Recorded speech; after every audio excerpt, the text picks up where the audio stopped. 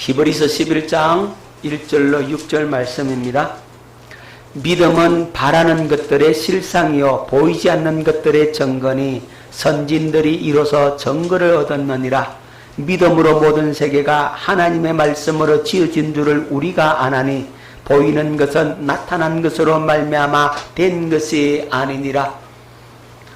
믿음으로 아벨은 가인보다 더 나은 제사를 하나님께 드림으로 의로운 자라 하시는 증거를 얻었으니 하나님이 그 예물에 대하여 증언하심이라. 그가 죽었으나 그 믿음으로서 지금도 말하느니라. 믿음으로 에녹은 죽음을 보지 않고 옮겨졌으니 하나님이 그를 옮기심으로 다시 보이지 아니하였느니라. 그는 옮겨지기 전에 하나님을 기쁘시게 하는 자라 하는 증거를 받았느니라. 믿음이 없이는 하나님을 기쁘시게 하지 못하나니 하나님께 나아가는 자는 반드시 그가 계신 것과 또한 그가 자기를 찾는 자들에게 상 주시는 이심을 믿어야 할지니라. 아멘. 자, 하나님께서 믿음에 대해서 말씀을 전하라 하시면 우리에게 뭘 주시겠다는 겁니까? 믿음의 선물을 우리에게 주시려고 하나님께서 이 말씀을 전하게 하신 것입니다. 자, 믿음은 누구를 기쁘시게 하는 거라고요? 하나님을 기쁘시게 하는 것입니다. 자, 이 믿음이 있어야 하나님이 가장 기뻐하세요. 믿음 없는 자를 하나님은 책망하신단 말입니다. 자, 그러면 믿음이란 도대체 무엇인가? 믿음의 정의, 공부 잘하는 사람은 뭘 잘 내린다고? 정의를 잘 내린다. 자, 믿음이란 뭐냐? 믿음을 신학적인 정의로는 이렇게 내립니다. 하나님을 완전한 신뢰를 통해서 하나님과 주동적이며 인격적인 관계를 믿음이라 한다. 자, 이건 신학적인 관점에서 내린 정의가 바로 이 믿음의 정의입니다. 믿음은 하나님을 어떻게 신뢰한다고요? 하나님을 완전하게 신뢰하고 그리고 하나님과 주종적이면서 주인과 종의 관계이면서도 어떤 관계라고? 인격적인 관계다. 이것이 뭐라고요? 믿음이라는 거죠. 자, 우리가 하나님을 완전히 신뢰하는 겁니다. 완전히 의탁하는 겁니다. 완전히 맡겨드리는 겁니다. 하나님을 온전한 그 신뢰를 가지는 겁니다. 여러분들이 저 사람은 믿을 수 있어 이런 게 있죠. 왜 저 사람은 어떻게 합니까? 내가 신뢰를 한다는 거죠. 우리가 하나님을 그렇게 온전히 신뢰할 수 있기를 예수 이름으로 축원합니다. 하나님의 말씀 앞에 하나님의 약속 앞에 생명을 걸 수 있는 그런 믿음, 그런 신뢰가 우리 속에 있고 그러면서 하나님과 우리와의 관계가 어떤 관계라고요? 주동적이며 주인과 종의 관계이면서도 어떤 관계라고? 인격적인 관계. 이것이 바로 신학에서 말하는 믿음의 정의고 성경에서는 그럼 믿음을 어떻게 말하고 있는가? 자, 히브리서 11장이 무슨 장? 믿음장. 히브리서 11장 1절에서 믿음이 무엇인지 성경에서 정의를 내리고 있는데 믿음은 바라는 것들의 실상이요 보지 못하는 것들의 증거다. 선진들이 이로써 증거를 얻었느니라 이렇게 말씀하고 있죠. 자, 믿음은 바랄 수 없는 것을 바라고 볼 수 없는 것을 실상으로 보는 것이 바로 믿음이라는 겁니다. 자, 믿음은 바랄 수 있는 것을 바라는 것은 믿음이 아니라는 거예요. 여러분, 눈으로 볼 수 있는 것을 보는 것은 그건 믿음이 아니고 사실인 겁니다. 눈으로 볼 수 없지만 여러분, 믿음의 눈으로 실상으로 그것을 보는 게 그게 뭐라고요? 믿음이라는 거예요. 자, 믿음을 바르게 이해하기 위해서는 이 허상과 실상의 관계를 조금 알 필요가 있어요. 여러분, 허상이 뭐냐면 허상은요 눈에 잘 보여요. 잘 들려요. 아주 느껴져요. 이 감각적이에요. 과학적이에요. 합리적입니다. 하지만 이건 잠깐이에요. 잠깐 있는 거예요. 쉽게 없어지는 겁니다. 이거 뭐냐 하면 모래 위에 지은 집과 같은 거예요. 여러분, 요 그림에 모래성을 만들어 놨지, 그죠? 그죠? 여기에 파도가 한번 쳐가 밀려와 버리면 한순간에 날아가 버려. 홍수가 한번 나면 이 모래성은 그냥 여지없이 무너져 버리는 겁니다. 이게 허상이라는 거예요. 허상은 눈에 보여요. 들려요. 느껴져요. 감각적이에요. 과학적이고 합리적인 것 같아요. 하지만 잠깐이에요. 쉽게 없어집니다. 잠깐 있다가 사라지는 겁니다. 모래 위에 지은 집이에요. 이게 허상이라고. 이게 가짜란 말이에요. 가짜. 아무런 힘이 없는 거예요. 자, 그러면 이 실상이 뭐냐? 이 실상은 여러분 그림에서 보면 뭐겠습니까? 반석 위에 집이죠. 그죠? 저 큰 바위에다가 집을 지어놨어요. 제가 이 그림을 찾는데 조금 수고를 했지만 어쨌든 이 실상은 보이지 않고 들리지 않고 느껴지지 않고 감각되어지지 않지만 이건 영원한 거예요. 그래서 이건 반석 위에 지은 집과 같아요. 여러분, 이 실상은 하나님의 말씀의 약속이 실상이에요. 하나님의 말씀의 약속이 여러분 이게 보입니까? 아직 안 보이잖아요. 에? 이게 감각적이지 않다고요. 하나님의 말씀의 약속이 실상입니다. 여러분, 길이요 진리요 생명이신 예수님이 뭐라고요? 실상입니다. 보이십니까? 느껴집니까? 아무 감각도 없잖아요. 하지만 이게 뭐라고요? 실상이고 이게 반석 위에 지은 집이라 이 말이에요. 더 확실한 증거가 있는데 확실한 증거는 누구의 증거냐? 성령의 증거라 이 말입니다. 여러분, 그래서 보이고 들리고 느껴지는 것을 의지하는 것은 그건 믿음이 아니고 눈에 보이지 않지만 들리지 않지만 바랄 수 없는 거지만 과학적으로 합리적으로 이성적으로 맞지 않지만 그것이 하나님의 말씀이라면 그걸 그대로 받아들이는 게 뭐라고? 믿음이라는 거죠. 믿음이 뭔지 알아야 돼요.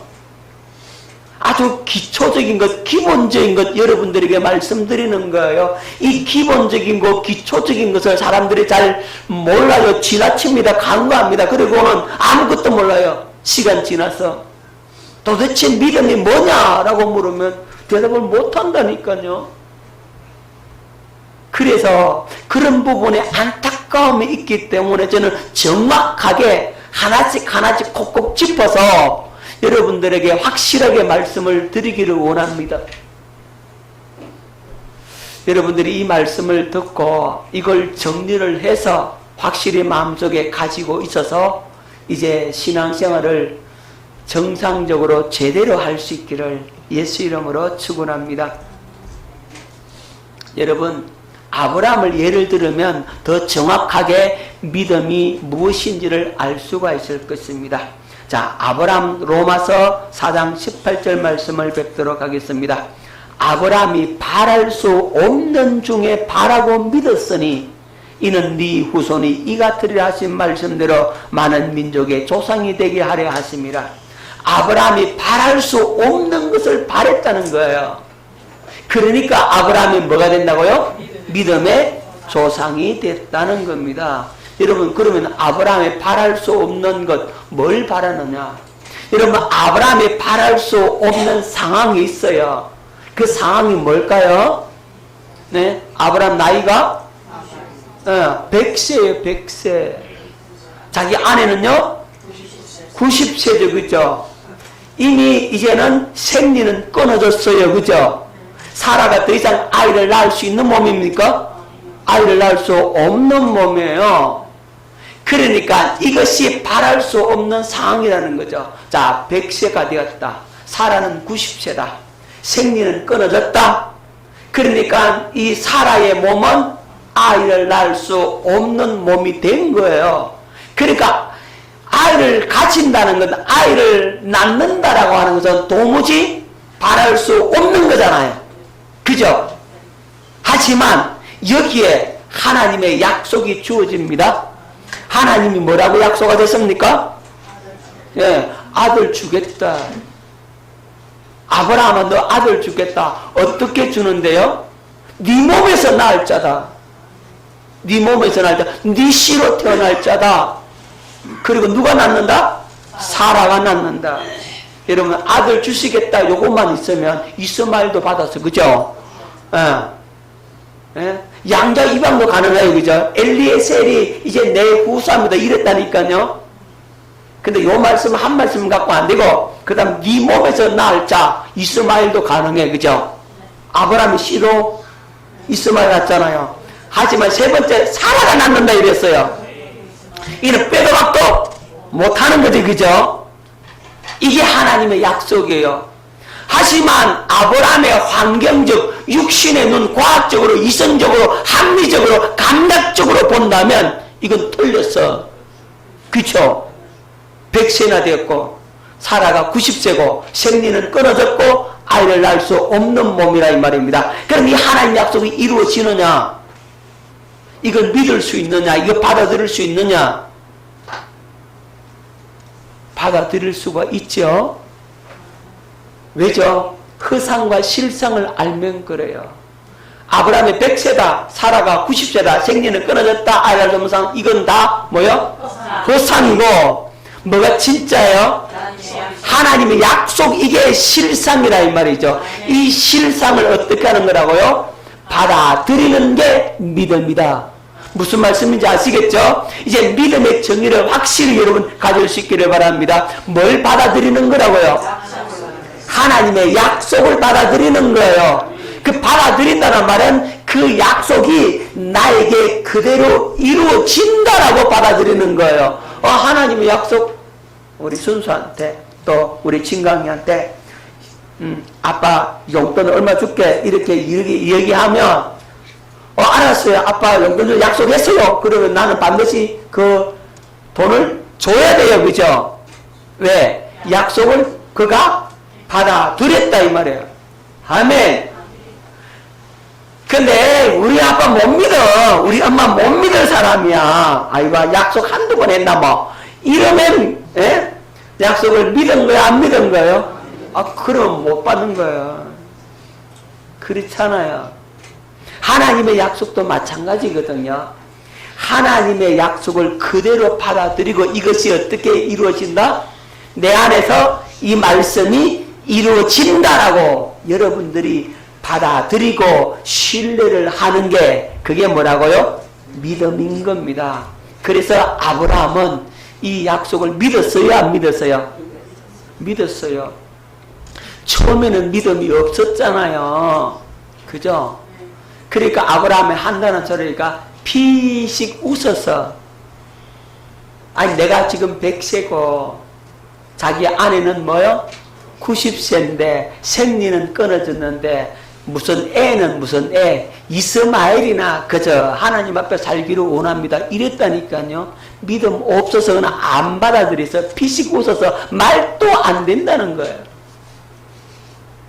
말도 안 되는 그것을 말이 되는 것으로 받아들여야만이 실제가 된다고, 그게 믿음이라고. 아멘. 사라도 웃었다니까요. 아이고 참말로 하나님도 농담도 잘하시네. 예? 말도 안 된다고 생각을 한 거죠. 육신적으로 보면 말도 안 돼요. 또 상황은. 하지만 누가 말씀했어요? 하나님의 말씀이니까 그걸 받아들이고 신뢰를 한다. 그게 믿음이라는 겁니다. 그 결과 어떻게 됐어요? 아들 낳았어요? 안 낳았어요? 낳았어요. 그래서 이게 실상이라 이 말이죠. 자, 다시 한 번 더 말씀 봅니다. 로마서 4장 18절. 아브라함이 바랄 수 없는 중에 바라고 믿었으니 이는 네 후손이 이 같으리라 하신 말씀대로 많은 민족의 조상이 되게 하라 했습니다. 바랄 수 없는 중에 어떻고요? 바랬다. 그것이 누구의 믿음이었다? 아브라함의 믿음이었다 이 말입니다. 할렐루야. 자, 그럼 노아를 또 한번 예를 들어 보십시다. 노아 히브리서 11장 7절 뵙겠습니다.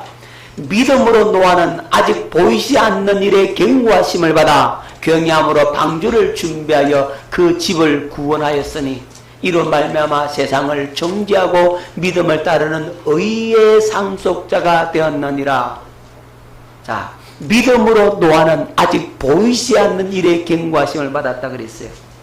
보이지 않는 것을 노아는 어떻게 했어요? 바라봤다는 거예요. 아멘. 그래서 믿음은 보이지 않는 것도 뭐 한다고요? 보는 거예요. 아니 목사님 나는 안 보이는데 예, 육신의 눈은 안 보이지만 믿음의 눈은 보인다 이 말이에요. 아멘. 그 믿음의 눈이 열려져야 믿음을 가진 거예요. 자, 창세기 6장 13절을 하나님이 노아에게 이르시되 모든 혈육 있는 자의 포악함이 땅에 가득함으로 그 끝날이 내 앞에 이르렀으니 내가 그들을 땅과 함께 멸하리라. 너는 고페르나무로 너를 위하여 방주를 만들되 그 안에 칸들을 막고 역청을 그 안팎에 칠하라. 하나님께서 노아에게 말씀이 주어졌어요. 뭐라고요? 방주를 지어라. 큰 방주를 지어라. 자, 방주 짓는 기간이 얼마나 힘든 기간이겠습니까? 그 큰 방주를, 그죠?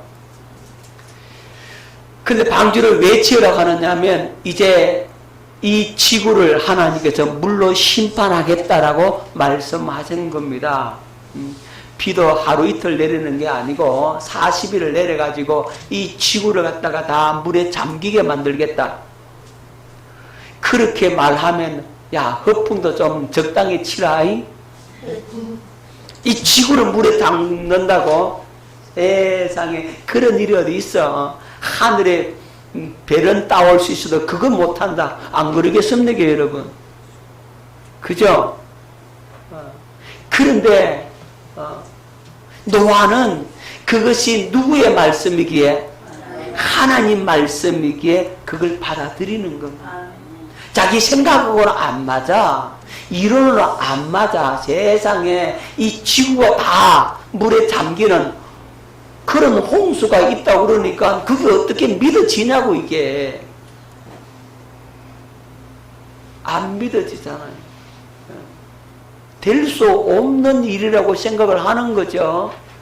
과학적으로, 이성적으로, 합리적으로 보면, 그죠? 여러분 똑똑한 머리를 굴리면 누구처럼? 장 목사처럼 저렇게 굴리면 어떻게 된다고요? 믿음에서 떨어질 수밖에 없는 거죠. 그런데 내 생각하고 안 맞지만 누구의 말씀이니까? 하나님의 말씀이 뭐라고요? 실상. 이 실상을 받아들이는 게 뭐라고요? 믿음이다. 보이지 않는 상황이잖아요. 그죠? 전 세계적인 홍수가 어떻게 일어날 수 있냐? 전 세계를 심판한다? 그리고 어디서 방주를 지어라? 산에서 방주를 지어라. 말도 안 되는 일이란 말이죠. 그런데 말도 안 되는 이것을 누구는 받아들이더라? 노아는 받아들이는 겁니다. 왜? 이것이 하나님의 약속이기 때문에. 이 약속의 말씀을 받아들이는 게 뭐라고요? 믿음이다. 아시겠습니까? 깨달아집니까? 믿음이 뭔지 이제 좀 손에 잡힙니까? 그래도 모를 것 같아서 우리 하나 더 보십시다. 에녹. 히브리서 11장 5절 말씀에 믿음으로 에녹은 죽음을 보지 않고 옮겨졌으니 하나님이 그를 옮기심으로 다시 보이지 아니하였느니라. 그는 옮겨지기 전에 하나님을 기쁘시게 하는 자라 하는 증거를 받았느니라. 그가 하늘로 육신으로 승천하시기 전에 뭘 받았다? 하나님을 기쁘시게 하는 자라는 증거를 가졌다 그랬어요. 무엇으로? 믿음으로. 에녹이 믿음이 얼마나 좋았으면 하나님께서 에녹의 믿음을 인정해 줬어요. 에녹아, 너 믿음 보니까 내가 그렇게 기쁘다, 이렇게 하시는 거예요. 에녹의 믿음을 하나님이 그렇게 기뻐하시고, 에녹 너 더 이상 이 땅에 있지 말고 나하고 같이 함께 하늘 올라가서, 자, 이렇게 해서 에녹은 죽음을 보지 않고 하늘로 성천한 인물이 되는 겁니다. 창세기 5장 24절, 에녹이 하나님과 동행하더니 하나님이 그를 데려가심으로 세상에 있지 아니하였더라. 자, 이 에녹이 하나님과 뭐 하였더라? 동행하더라.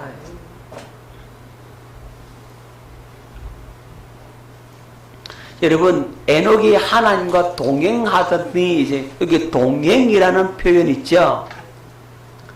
여기 하나님과 그 다음에 동행이라는 이 과라고 하는 이 과가 이 원어로 에크라고 해요. 에크. 동행이라는 단어 앞에 이 에크라고 하는 이 단어가 들어가면 어떤 의미가 있냐 하면 동침하다, 이런 의미가 있는 거예요. 예. 그러니까 부부 관계처럼 그렇게 하나 되었다라고 하는 의미가 있는 거죠. 여기 동행이라는 단어는 할라크라는 단어인데, 이 할라크라는 단어 앞에 에크, 하나님과 에크가 있다면 어떻게 된다고요? 동침하다. 부부 생활을 하는 것처럼 그렇게 함께 하나님을 깊이 경험적으로, 체험적으로 하나님을 알고 그분과 함께 걷는다, 이 말이에요. 그러니까 에녹이 하나님과 얼마나 밀접한 관계를 가지고 하나님과 함께 걷고 함께 눕고 함께 먹고 함께 일하고 모든 일생의 삶이 하나님과 함께 사는 삶이었다는 것을 알 수가 있는 겁니다. 그래서 하나님께서 그를 데려가시는데 죽음을 보지 않고 데려가세요. 부부가 함께 사는 것처럼, 함께 잠을 자는 것처럼, 아내가 남편을 경험하고 남편이 아내를 경험하는 것처럼 이 에녹이 하나님을 그렇게 경험하고 체험하고 살았다, 이런 의미예요. 여러분, 자, 그러면 에녹은 언제 이 믿음을 갖게 되느냐? 에녹의 믿음은 하나님과 뭐라고요? 친밀하죠. 그죠? 자, 그래서 이 친밀함이 바로 에녹의 믿음이었고, 하나님을 온전히 신뢰하는 관계가 회복되어 있는 겁니다.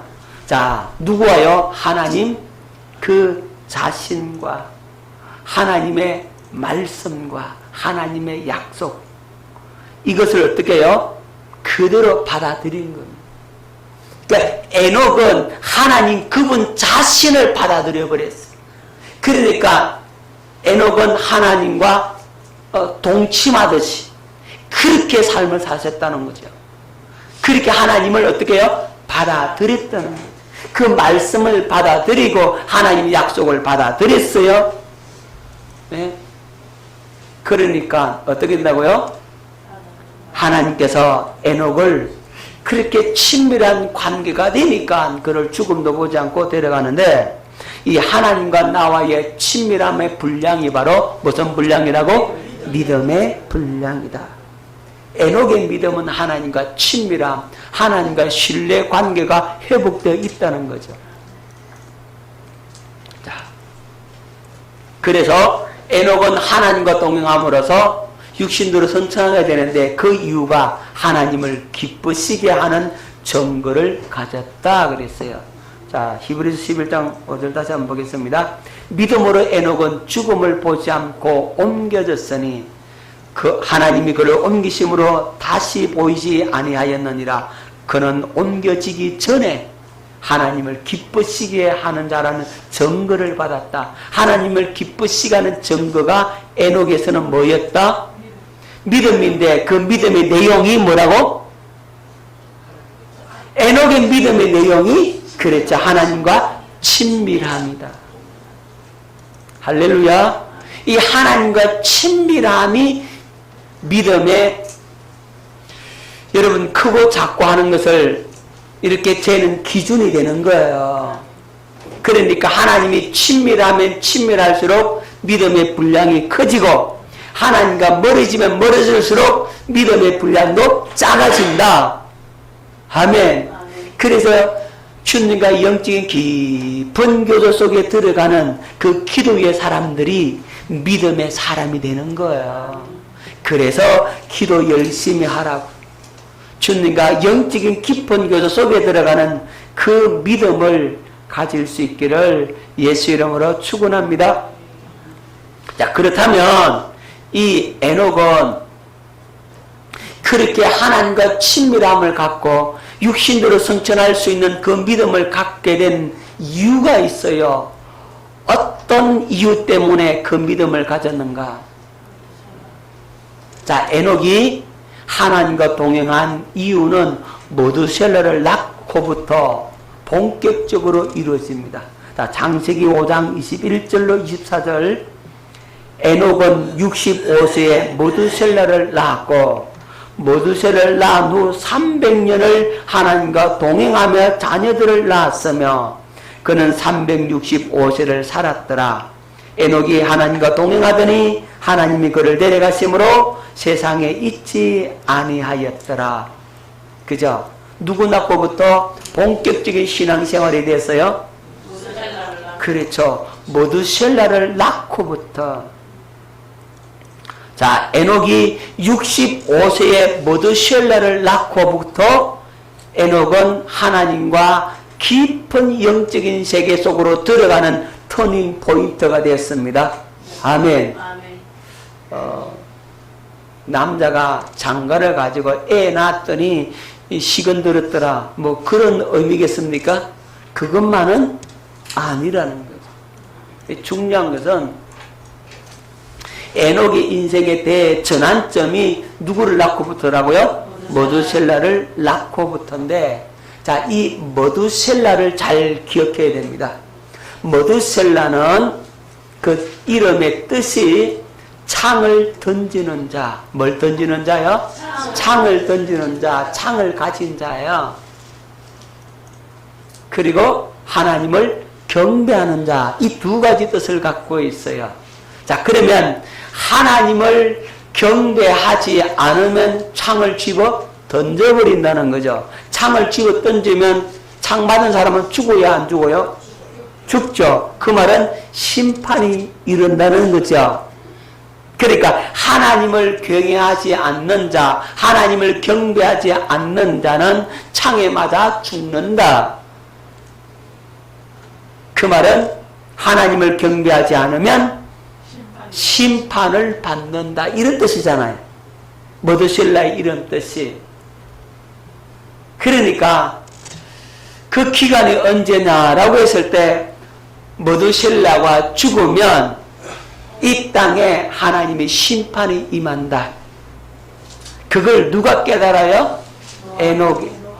에녹이 깨닫는다. 그러니까 모두셀라는 내 아들이지만 이 아들이 태어나서 모두셀라라고 하는 이름을 하나님이 주실 때는, 모두셀라를 지었을 때는 이 에녹이 뭘 알아요? 아하, 이 아들이 죽으면 뭐가 임한다고요? 하나님의 심판이 임한다는 사실을 에녹이 알았다고. 어떤 심판요? 전 세계적인 심판. 이 세상이 다 심판받는다는 사실을 에녹이 알았다고. 다시 말하면 이 모두셀라가 죽으면 이 세상에 종말이 온다 이 말이에요. 땅에 있는 모든 사람들, 동물들 다 죽는다, 멸망이 온다, 하나님의 심판이 있다. 누가 죽으면?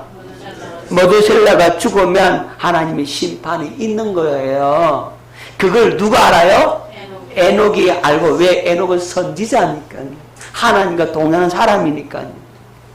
그러니까 이걸 알고 이때부터 본격적인 신앙생활, 인생의 터닝 포인트가 되는 겁니다. 여러분, 모두셀라가요 187세에 누구를 낳아요? 라멕을 낳아요. 187세 라멕을 낳고, 자, 라멕은 182세에 노아를 낳아요. 자, 홍수가 언제 있느냐? 노아 600세에 홍수였습니다. 그러면 187 더하기 182 더하기 600 하면 어떻게 됩니까? 969가 나오죠. 이 969세를 모두셀라의 향년이에요. 그러니까 모두셀라가 죽고 나자마자 바로 노아 홍수가 이르는 거예요. 아멘. 깨달아집니까? 자, 창세기 5장 25절 보겠습니다. 모두셀라는 187세 라멕을 낳았고 그는 969세를 살고 죽었더라. 라멕은 182세에 아들을 낳고, 자, 창세기 7장 11절에 노아가 600세 되던 해 둘째 달 그달 11의 날에 그날에 큰 기쁨의 샘들이 터지며 하늘의 창문들이 열려 40주야를 비가 땅에 쏟아졌더라. 그랬죠? 자, 여기 187세, 182세 더하기 600세 하면 969세. 이 모두셀라가 969세에 죽는다고요. 그죠? 모두셀라가 죽고 나니까 뭐가 임하더라? 예. 홍수 심판이 있더라. 세상 종말이 온다라고 하는 거죠. 그러니까 에녹은 이제 종말적인 신앙을 갖고 있었다 이 말이죠. 이제 지구 망하는데 뭐 잘 먹으면 뭐하노? 못 먹으면 뭐하노? 잘 살면 뭐하노? 누구가 동행하면 된다? 그랬죠. 하나님과 동행하면 되는 거죠. 이 종말적인 신앙이 바로 에녹의 신앙이라고. 오늘 우리가요 예수 그리스도의 재림의 신앙을 가지면 여러분 신앙생활 깨어있게 된다고, 예수님 내일 올지 모를지 모른다라고 여러분들이 인정을 하고 있고 예수님이 곧 오신다라고 하는 이것을 여러분 가지고 있다면 신앙생활 아무렇게 안 한다니까요. 지금 종말의 징조들이 많이 보이죠. 이스라엘 지금 전쟁이 일어나잖아요. 이란하고 전쟁이 일어나죠. 그죠? 아마 전 세계로 확장될지도 몰라요. 그럼 세계전쟁이 일어나면, 예, 이 종말의 징조가 세계전쟁이거든요.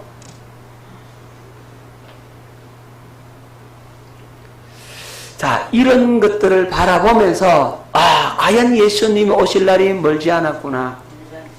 예수님이 오실 날이 가까웠구나. 이 종말의 신앙을 가지면 신앙생활을 아무렇게나 하지 않는다고. 내가 오늘 돈 잘 벌어가지고 내일 잘 살아줘 마음껏 쓰고 그렇게 세상의 즐거움을 누리고 살아야지. 이런 사람들은요 종말의 신앙을 갖겠습니까? 안 한다니까요. 성경에 나오는 그 부자처럼 부자가 어떻게 고백합니까? 내가 여러 해 동안에 열심히 일을 해서 창고를 더 크게 짓고 원래 풍년이 들었으니까 창고를 곡식 바리바리 그냥 창고에 재워놓고 이제 여러 해 동안 평생 쓸 재산을 다 모아놨으니 이제는 내가 먹고 마시고 즐기고자 그렇게 한번 살아보자 라고 했는데 우리 하나님께서 뭐라고 말합니까? 어리석은 자여 오늘 밤에 네 영혼을 도로 찾으리니 그러면 네가 준비한 그 재산이 네 것이 되겠느냐? 누구래요? 그게 종말의 신앙이거든요. 예수님 오시면 다 끝나잖아요. 자, 이 에녹이 그 신앙을 갖고 있으니까 어떻게 하든지 누구 품에 붙어 있겠다? 하나님 품에 붙어 있겠다. 그래서 하나님과 부부처럼 그렇게 동행했다는 거죠. 하나님 안에 내 안에 하나님이 계신다. 아마 그게 에녹의 신앙의 모습일 거예요. 오늘 우리도 내가 예수 안에, 예수님 내 안에 예수 그리스도와 연합하여 하나 되었어. 그분 안에서 그분으로 말미암아 사는 신앙, 이것이 바로 종말론적인 신앙이라는 겁니다. 그리고 심판의 엄중함을 아는 신앙. 이제 세상 모든 사람이 다 죽는다. 동물들까지 호흡이 있는 모든 동물들도 다 죽는다. 세상이 그렇게 악해졌고 하나님의 심판이 있을 수밖에 없다.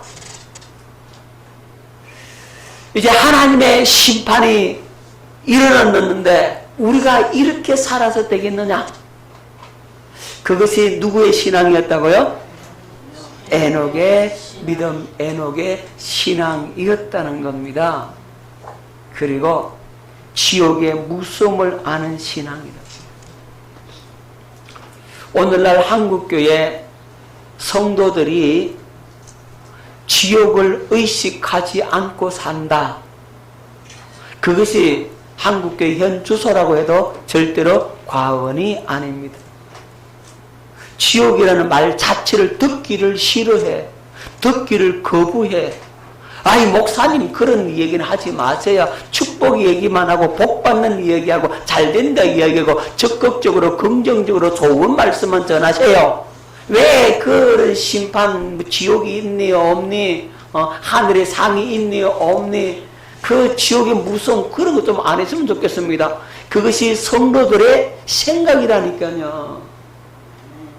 여러분 지옥의 무서움을 몰라. 여러분 지옥이 얼마나 무섭냐면 지옥에는 희망이 없어요. 여러분 지옥이 만약에 1억 년 동안만 고통을 당하고 끝이 있다 그러면 지옥에서도 뭐가 있어요? 희망이 있다니까요. 근데 한번 들어가 버리면 다시는 나올 수가 없는 곳이 지옥이에요. 그러니까 지옥은 뭐가 없다? 희망 자체가 없어. 고통만 있을 뿐인데 그 고통의 시간이 1억 년이 아니고 2억 년이 아니고 10억 년이 아니고 그건 영원하다는 거죠. 영원한 고통 속에 들어간다 이 말이에요. 영원한 고통이 있는 그곳이 바로 지옥인데 그 지옥의 무서움을 몰라요. 김병호 선생님 지옥이 얼마나 뜨거운 고통인지 내가 알려줄 테니까 한번 체험을 한번 해보세요. 어떻게 하느냐면 집에 가스레인지 불을 켜놓고 거기다 얼굴 한번 갖다 대보세요.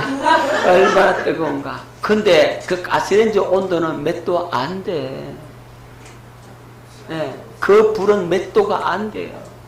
근데 지옥의 온도는요, 이건요, 말할 수 없는 뜨거움의 온도라고. 네.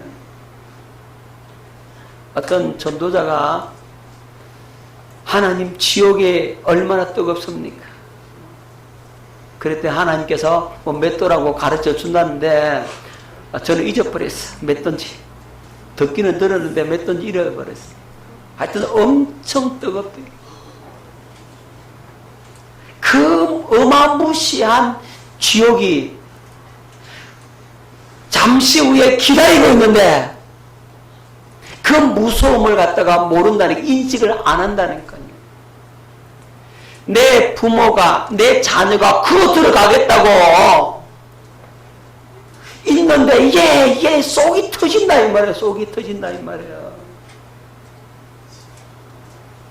내 새끼가 그거 들어가겠다고 믿음 안 지키겠다고 신앙생활 바르게 안 하겠다고 그냥 아무렇게나 살겠다고 그러고 있어봐요. 부모가 속이 터져요 안 터져요?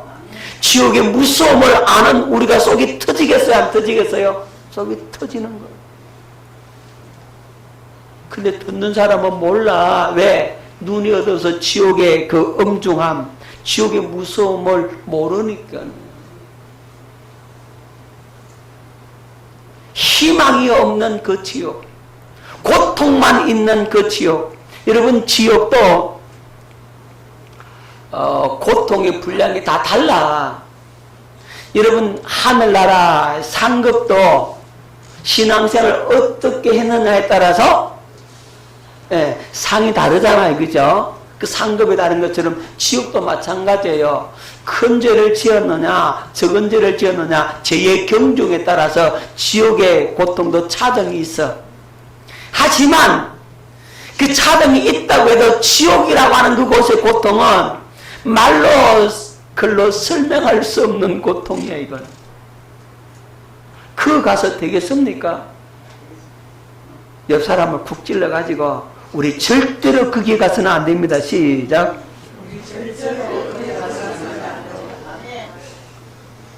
지옥의 무서움을 알아야 돼요. 근데 이게 여러분 피부에 안 와닿잖아요. 그런데 여러분들이 이 시한적인 목숨을 갖고 있다면, 그러니까 여러분이 그 목숨이 끝날 날을 안다면, 여러분 이게 굉장히 피부에 와닿는다고. 근데 우리 그 죽음 이후를 생각 안 한다니까요. 내가 장례식 가서 장례를 많이 치러봤잖아요. 시골에서 목회할 때 초상은 내가 전도사 때부터 초상을 쳤어요. 장례를 침례했다고. 그런데 시체를 갖다가 이제 무덤 속에 안장을 하고 시신을 어떻게 넣는 걸 보면서도 그 살아있는 사람은 자기 죽는 자를 생각을 못해. 그거 보면서도. 그렇다니까 의식이 영원토록 살 것처럼 이 의식을 그렇게 생각하고 있다니까요. 얼마나 어리석은지 몰라요. 여러분, 지옥의 무서움을 아는 신앙을 가져야 합니다. 그거 들어가면 안 됩니다. 절대로 우리 세상계 성도들요, 한 사람도 그거 들어가서는 안 되는 겁니다. 태경아, 어디 들어가면 안 된다고? 지옥 가면 절대로 안 된다고. 아멘. 그거 가면 안 됩니다, 여러분. 막 속이 타는 거예요. 저는 전도에 미쳐서 산 적이 있는데, 그 시골에 연세 많은 분, 우리 집사님이 형님이라고 하더라고.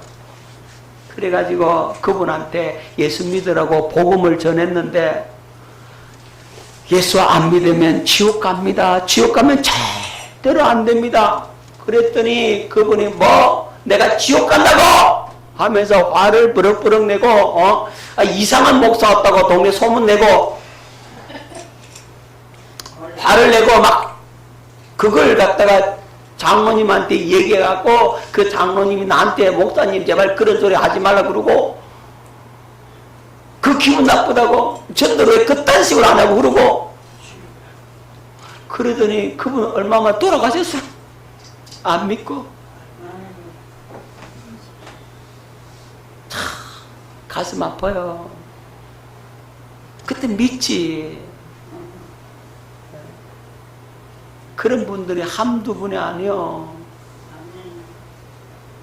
어떤 할머니 한 분요, 내가 그 할머니 손을 꼭 잡고, 할머니 이제 예수 믿고 이제 천국 가셔야 된다고 복음을 전했더니, 아이 좀 이따가요. 아이고 목사님 좀 이따가. 그 할머니 만나면 내가 그 할머니를 향해서는 손을 딴 사람한테는 안 그래도 그 할머니한테는 그렇게 간곡하게 복음을 전하 믿으라고 그랬는데 안 믿어. 얼마 지나니 그분 돌아가셨어.